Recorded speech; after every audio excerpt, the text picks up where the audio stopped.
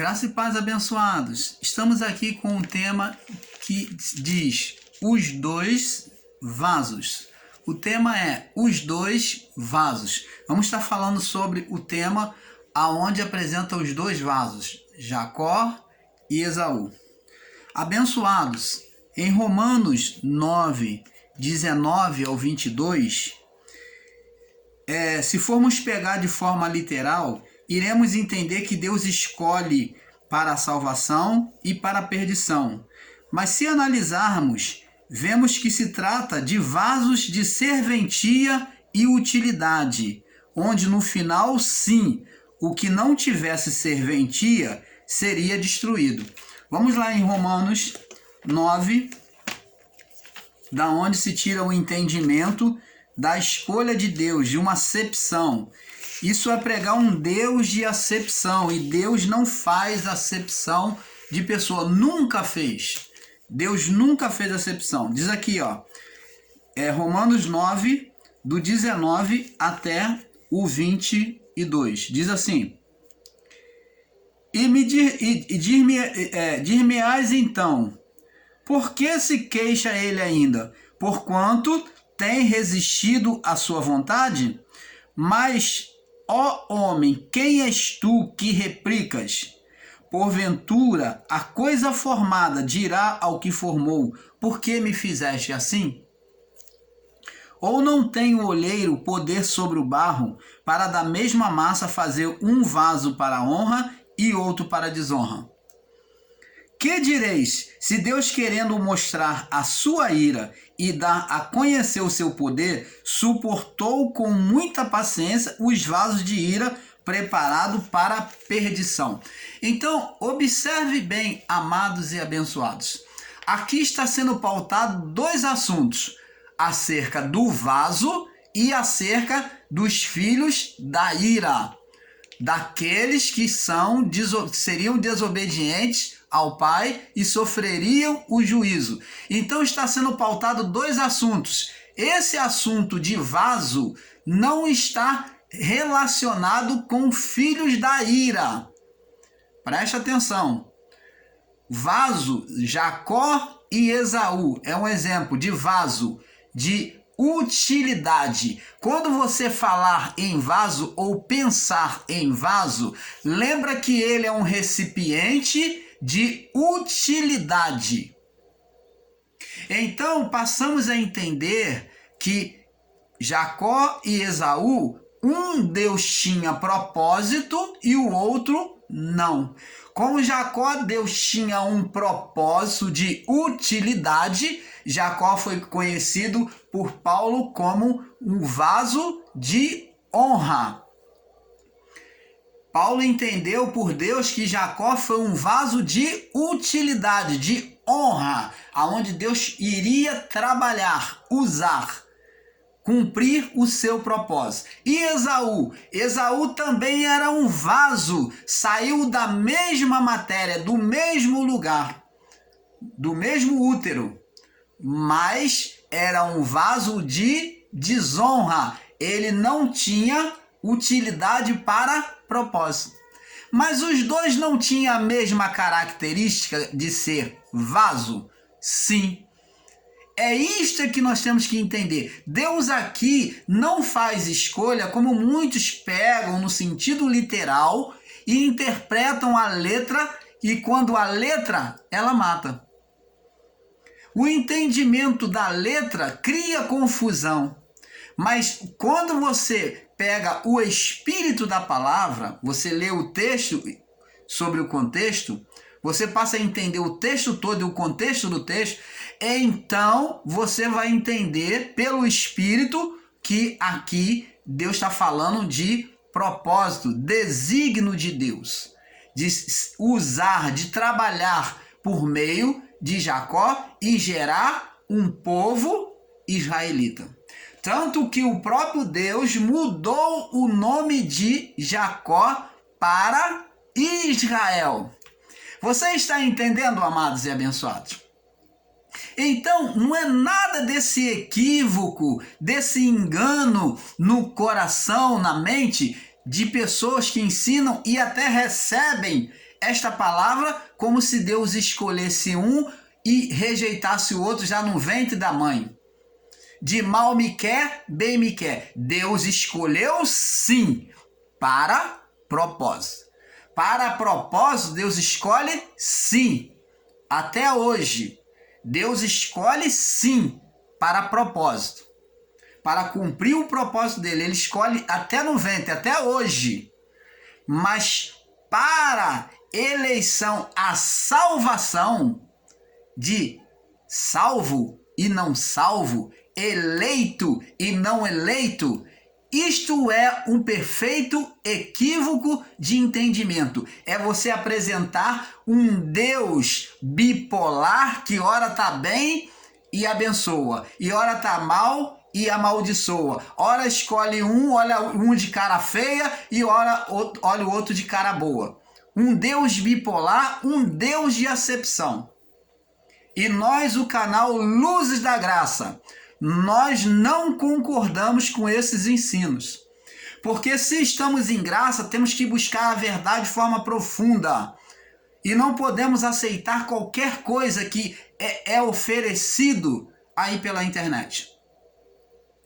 O canal Luzes da Graça pode até ter errado, como erramos no início, seguindo a visão de muitos em graça. Mas nós nos destacamos porque vimos que pessoas estão caminhando com o ensino equivocados, com o ensino totalmente equivocados acerca de Deus e da sua vontade. Estão pegando uma palavra aplicada ao povo antigo e estão aplicando ao povo em graça após o juízo. Se ensinarmos eleição em graça, é negar a salvação de Cristo.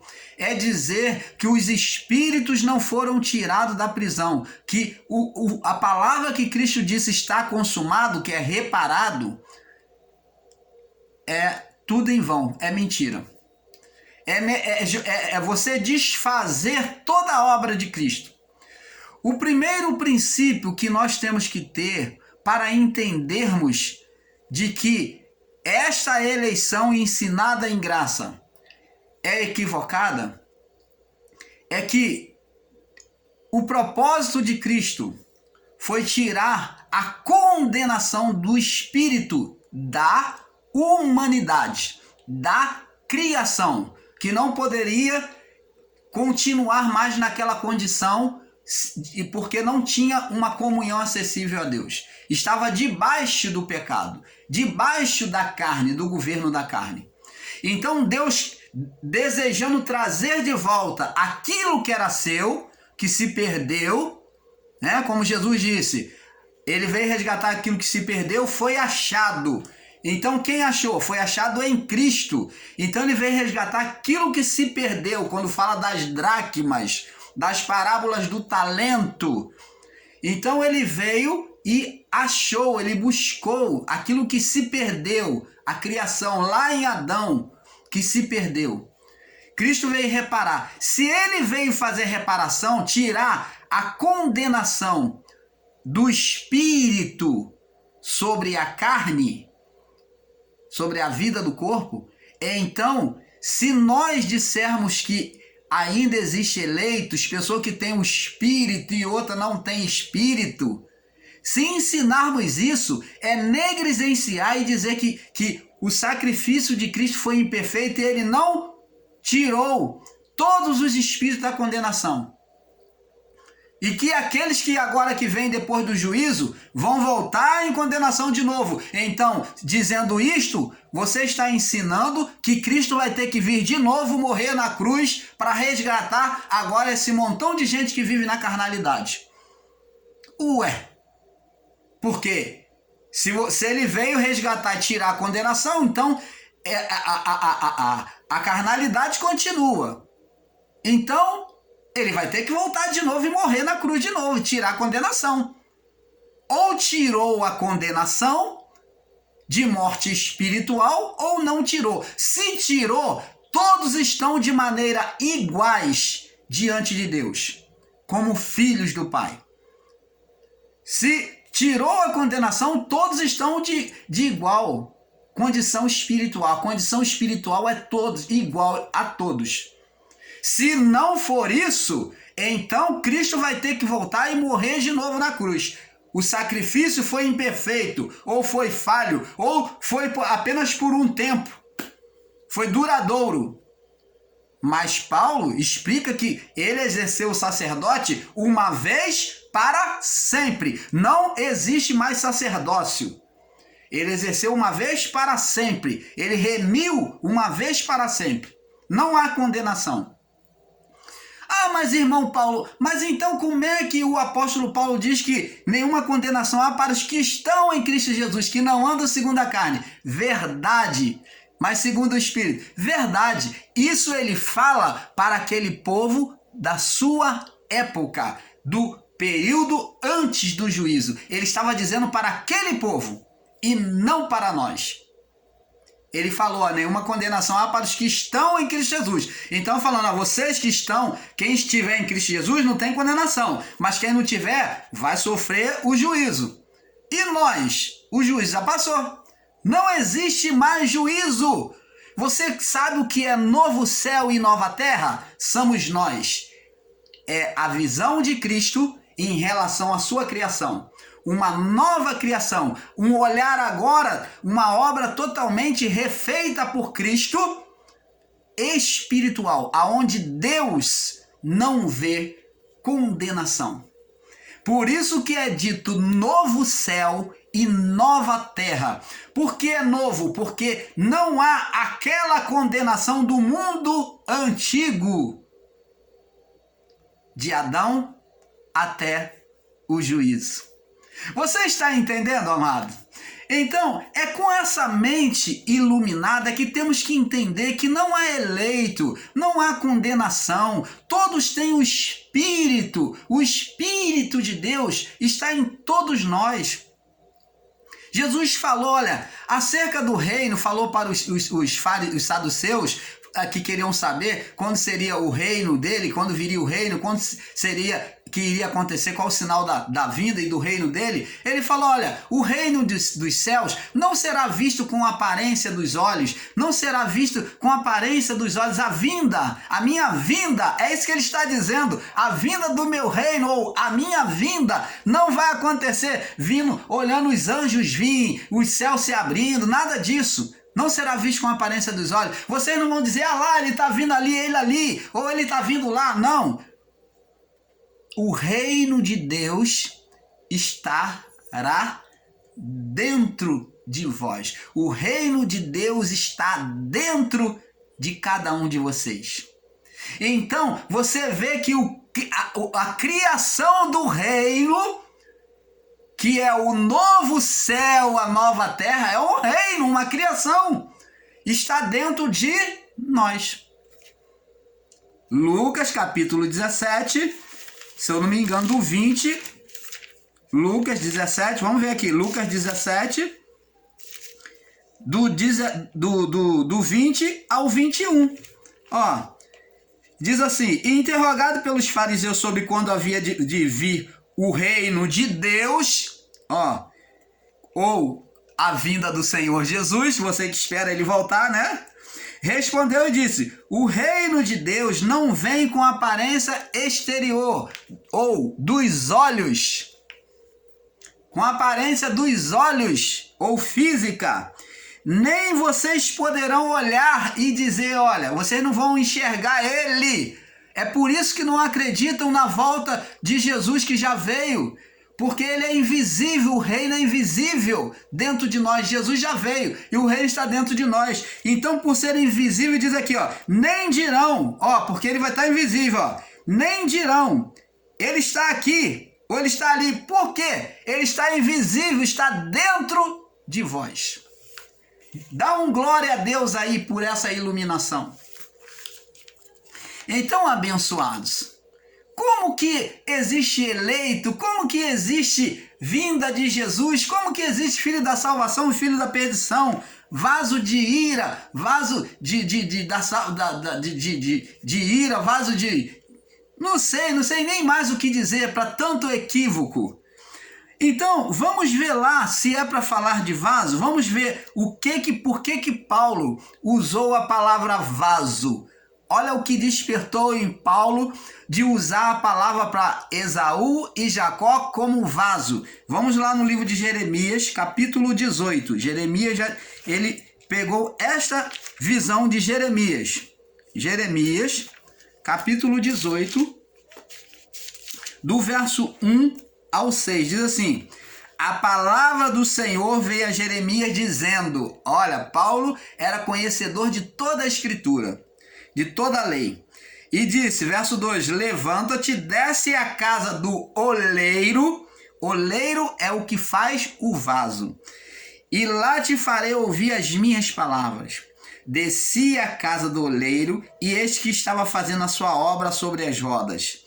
Como o vaso que ele fazia de barro quebrou-se, ó, vaso quebrado é um vaso deformado, com defeito. O que o oleiro fez? Jogou fora? O oleiro jogou fora porque tinha defeito? Não. E assim é Deus, ele é o oleiro, ele nunca fez isso, de jogar ninguém fora pelo defeito. Como é que se ensina que existe pessoas que foram sentenciadas para ser maus, para ser filho da perdição? Aqui está dizendo que ele pegou o vaso que se quebrou e tornou a fazer dele outro vaso. Usou a mesma massa ali que se deformou e começou a fazer outro vaso, conforme o que pareceu bem aos olhos do oleiro a fazer. Você está entendendo, amado? Então, esse ensino é totalmente equivocado. Agora vamos prosseguir. Agora, abençoados, olha a contradição de entendimento para aqueles que ensinam de forma literal. Na parábola do vaso, na mão do oleiro, o oleiro pega o vaso deformado, com defeito, e refaz o vaso, tornando ele aceito ao oleiro. Assim mesmo. Por que então o ensino de que Deus escolhe ou que ele formou com defeito? Se o oleiro reparou o vaso, temos que entender que hoje, no novo céu e nova terra, somos o vaso com duplicidade de natureza. Nós somos o vaso com duplicidade de natureza. Preste atenção, amados e abençoados. A mãe, vamos lá no livro de Romanos de novo, vamos voltar lá. Romanos 9, né? Aqui no livro de Romanos que tiram o equívoco, então vamos falar, Romanos capítulo 9, Romanos capítulo 9, diz assim,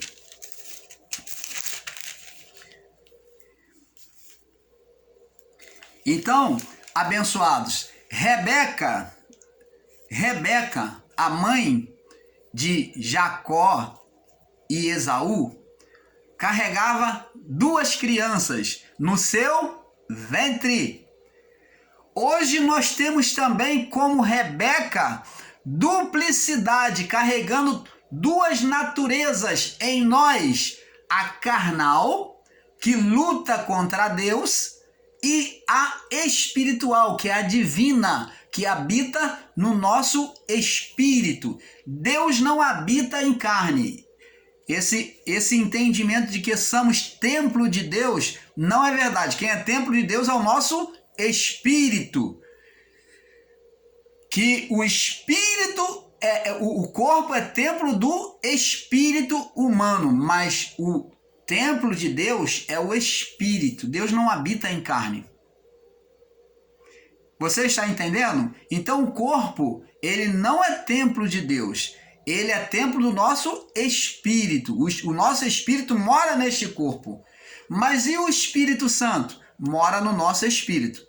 Porque Deus, ele é espírito. Ele não se manifesta pela carne. Então, dentro do nosso corpo, na nossa vida, como Rebeca, temos duplicidade, né? A natureza da carne, que é contrária às leis de Deus e à vontade do Pai, e a natureza do Espírito Santo em nós. Então, como Rebeca, vemos essa duplicidade, né, de natureza. A natureza da carne e a de Cristo. Olhando pela visão de Jacó e Esaú, que Jacó foi um homem espiritual e Esaú um homem carnal.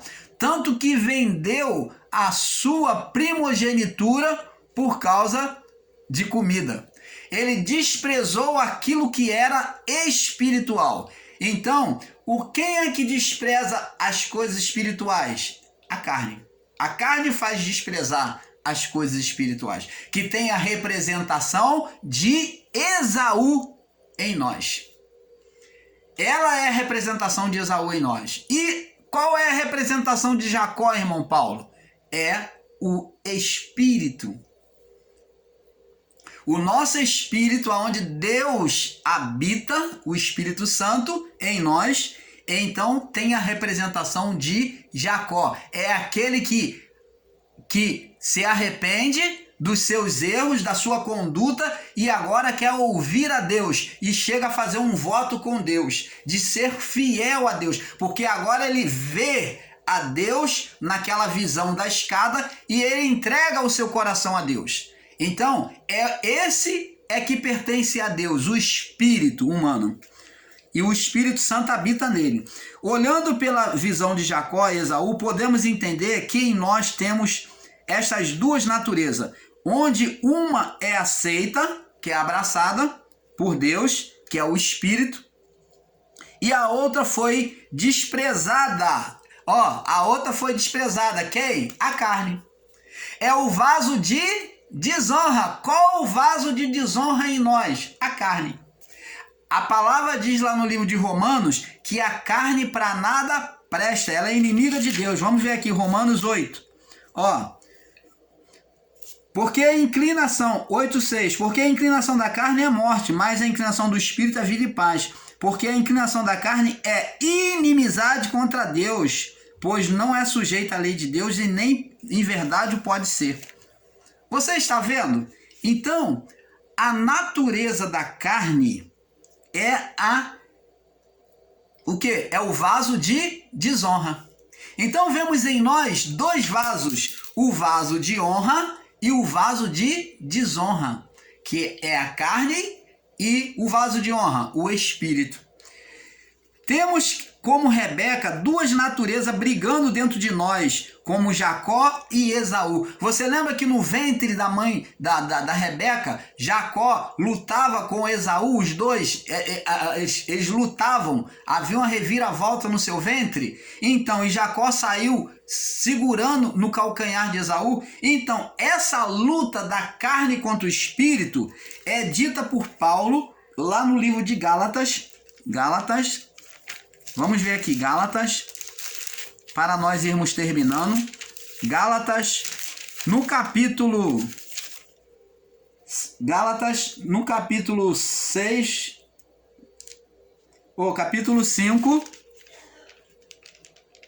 capítulo 5,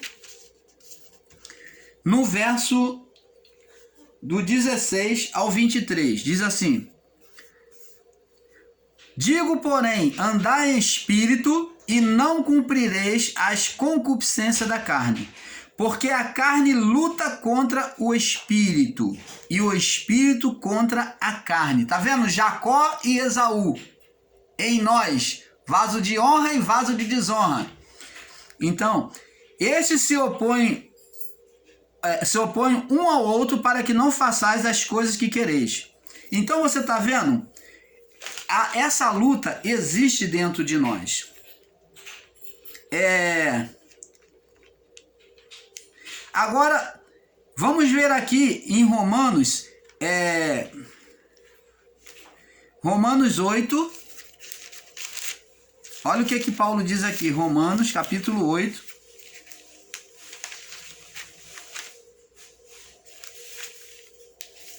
8 do 6 ao 7, nós já lemos, né? Romanos 8, do 6 ao 7, nós lemos aqui. Porque a inclinação da carne é a morte, mas a inclinação do espírito é vida e paz. Porque a inclinação da carne é inimizade contra Deus, pois não é sujeita à lei de Deus, nem em verdade pode ser.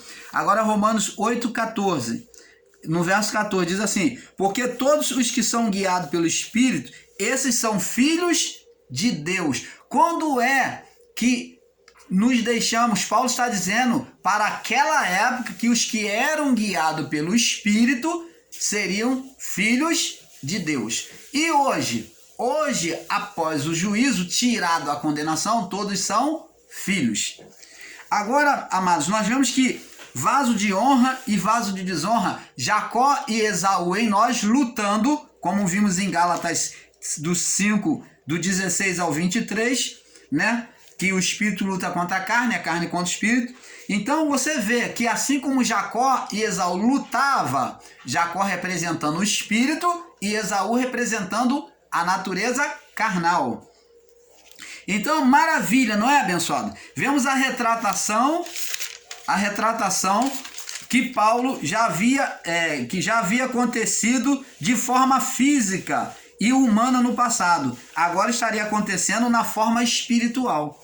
Observa que a manifestação do Pai agora, no ministério de Cristo glorificado, é espiritual, pois o Cristo físico já não poderia ser lembrado para trazer um perfeito entendimento, pois dos mortos não se pratica as coisas dos vivos. Os mortos não praticam as coisas dos vivos, mas agora as obras espirituais que teriam vida no mundo dos vivos. Então, abençoados, o canal Luz da Graça vem despertar ao seu coração este entendimento para você sair desse equívoco de considerar filho da salvação, filho da perdição, eleito, não eleito. Você que espera pela volta de Jesus, pela vinda dele, o reino já veio. O reino já está dentro de nós. Jesus disse, não direi, ele está ali, ó, está vindo ali, ou ele está vindo aqui, porque o reino já veio. Ele é invisível. Não é visto com a aparência dos olhos. Ele já está. Por isso é que o povo do sistema religioso vive esperando a volta de Jesus até hoje. Porque ficam esperando ver o físico quando ele se manifestou de forma espiritual. Como está escrito no livro de Lucas, capítulo 17, 19 e 20. Verso 19 e 20. Então, abençoados, nós ficamos aqui com este assunto porque, como falamos, é um pouco aqui, um pouco ali. O canal Luz da Graça deseja o melhor dia para você, a melhor noite. Seja abençoado. Você já tem recebido esta bênção. Deixe essa bênção do Pai ser manifesta na sua vida, porque é assim que Ele o quer. Busque aprender mais a palavra do Pai. Paz a todos.